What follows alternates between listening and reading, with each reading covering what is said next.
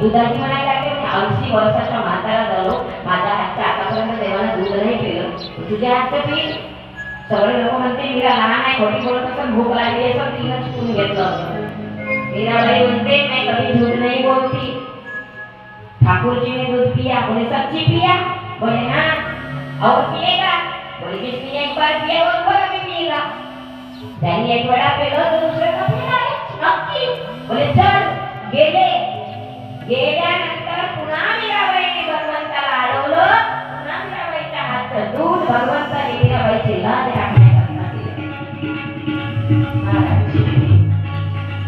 अशी होती मीरा माता, जिने आपलं हृदय आपुला तो देव करून तेने विना जीवा सुख नाही असा प्रसंग. आणि मग मीराबाई तिथून बदलत चालली. मग तिचं बदल झालं, तिच्या सगळ्या गोष्टीत बदल झाला.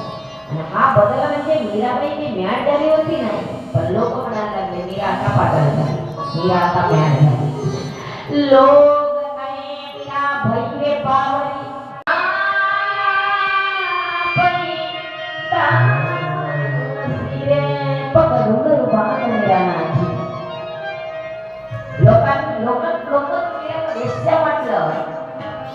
पण मीरेला माहित होतं मी कशी आहे.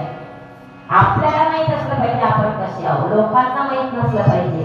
लोक तर तुम्ही किती चांगले असले तरी चांगलं म्हणत नाही, आणि वाईट असलं तर त्याला चांगलं म्हणण्याशिवाय राहत नाही. कारण त्याच्याशिवाय कोणी नाही. सर्वांनी एकदा हाताने टाळी आणि मुखाने भजन करा. शिवकथेकडे वळते मी, शिव महापुराणाच्या कथेकडे वळते हे. एकदा सुंदर भजन करा, भोलेनाथ का आव्हान, भगवंताचं आव्हान करा. मग नाही कधी तुम्ही